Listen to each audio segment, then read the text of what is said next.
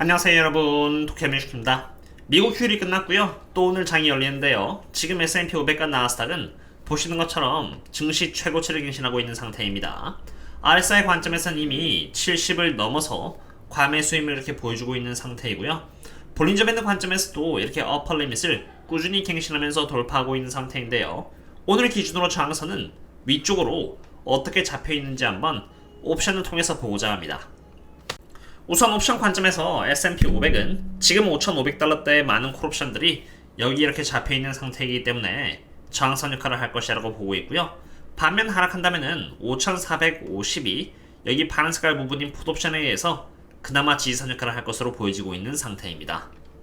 콜옵션과 풋옵션이 각각 저항선과 지지선 역할을 하는 이유는 콜옵션의 경우는 주가가 상승했을 때를 대비해서 해증을 걸어놨다는 것이고, 풋옵션은 주가가 하락할 것을 대비해서 해증을 걸어놨다는 의미인데, 여기서 해증이라는 것은 5,500달러의 콜옵션의 경우는 5,500달러 이상부터는 수익이 본격적으로 나기 시작하면서 수익 실현을 하고 그에 따라서 주가를 끌어당길 수 있게 됩니다.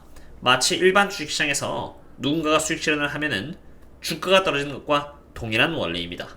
그런 개념으로 보시면 되고요. 엔비디아의 경우는 135달러대의 풋옵션이 많이 잡혀있고요. 140달러대에 콜옵션이 잡혀있음을 볼 수 있는데, 마찬가지로 오늘의 경우는 135달러가 여기 지지선 역할을 할 것이고요. 140달러가 저항선 역할을 하는 것으로 지금인 프리장에서 여기처럼 140달러 근처까지 와서 움직이고 있지 않은 상태로 콜옵션에 의해서 하방 압력을 받고 있는 상태라고 보시면 됩니다. 이런 상태에서 엔비디아에 대해서 조금 더 자세히 알아보고자 하는데요. 지금까지 엔비디아의 주가가 꾸준히 상승을 이어나갈 수 있었던 이유는 매해 엔비디아의 매출 성장률이 상승함에 따라서 주가가 상승하는 것인데, 이제는 피크를 치고 이렇게 내려가기 시작했다는 것입니다. 실제로 주가와의 상관관계를 보도록 하겠는데요. 파란색은 PS 멀티플이고 노란색은 엔비디아의 매출 성장률로, 매출 성장률이 오르면은 분모에 있는 여기 매출액이 마찬가지로 상승을 하고요. 이 장단에 맞춰서 이렇게 주가가 오르면서 동일한 상관계를 갖게 된다는 것인데, 이제 여기서 문제는 엔비디아의 매출 성장률이 여기 노란색이 이렇게 점점 빠지기 시작했다는 것입니다. 매출 성장률이 빠진다는 것은 상대적으로 여기 분모에 있는 S부분, 즉 매출액의 수치가 늘어나긴 늘어나나 천천히 상승을 시작한다는 것인데요. 과거의 상관관계에 따라서 그렇게 되면은 주가 또한 이렇게 하방력을 받을 수 있게 되는 것입니다. 엔비디아에 대해서 말을 하면은 보통 시스코와도 종종 비교가 되는데요. 그런 의미에서 시스코의 PS 멀티플과 매출액 성장률과의 상관관계를 마찬가지로 알아보면은, 보시면은 시스코 또한 매우 잘 나갔을 때 매출액 성장률은 이렇게 엄청나게 높았음을 이렇게 볼 수가 있고요. 이에 따라서 PS 멀티플 또한 마찬가지로 매우 높았다는 것을 볼 수 있습니다. PS 멀티플이 높았다는 것은 분자에 있는 시가총액을 의미하는 여기 P가 높았다는 것으로 주가가 높았다는 것을 의미하는 것인데요. 매출 성장률이 이렇게 하락을 하자 마찬가지로 PS 멀티플 또한 이렇게 60배에서 5배로 떨어졌다는 것을 볼 수 있습니다. 그리고 넷플릭스 또한 예외는 아닙니다. 넷플릭스의 성장률을 의미하는 여기 노란색 지표가 상승을 했을 때는 마찬가지로 PS 멀티플 또한 이렇게 함께 상승을 했고요. 하락하면은 마찬가지로 함께 이렇게 하락을 하면서 주가 또한 빠졌다는 것을 이렇게 볼 수가 있는데, 엔비디아 또 다른 성장주와 마찬가지로 그렇게 빠지라는 법은 없지만 적어도 투자함에 있어서 그냥 눈 가리고 있다라기보다는 어떠한 리스크가 있는지 인지하고 투자한다면 좋지 않을까 생각해 보았습니다. 그럼 이제 엔비디아의 내부자 매수 매도 현황을 보겠습니다. 우선 엔비디아의 경우는 임원 및 이사진들이 주식을 옵션을 통해서 받다 보니까 매수세가 특별히 없는 상태임을 이렇게 볼 수가 있고요. 반면 매도세는 제법 잡혀있는 상태입니다.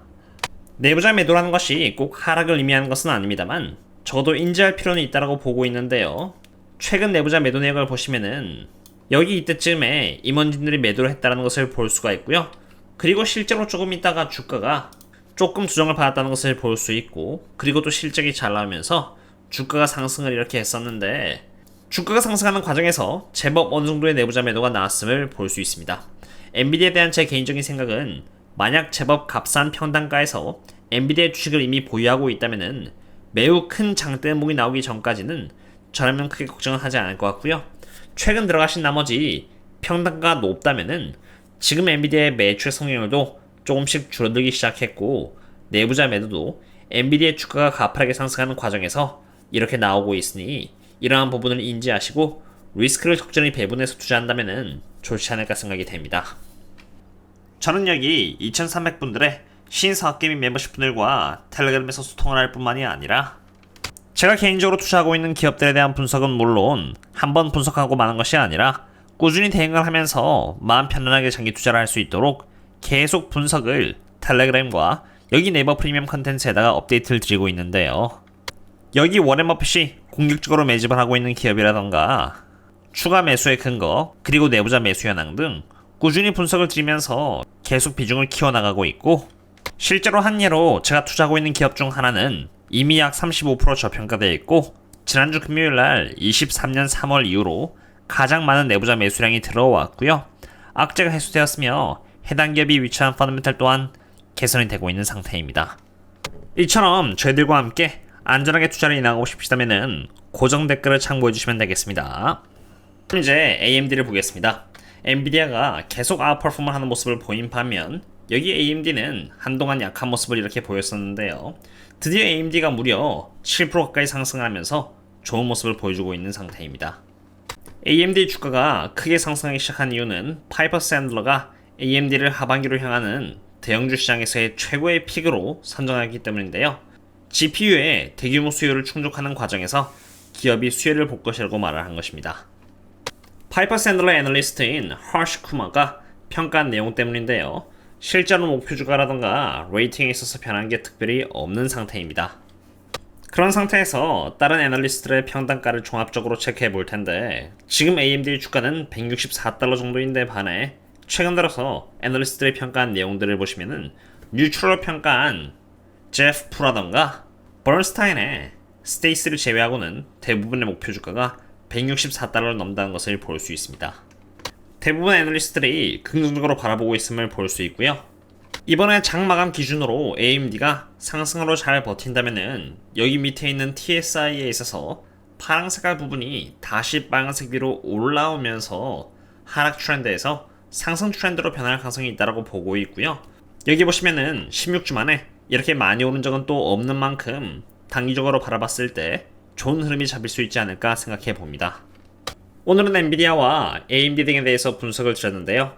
저는 개인적으로 손익비라던가 차트 관점에서 바라봤을 때 AMD가 그래도 상대적으로 덜 위험하고 보다 안정적으로 수익을 낼 수 있지 않을까 하는 생각이 들고요.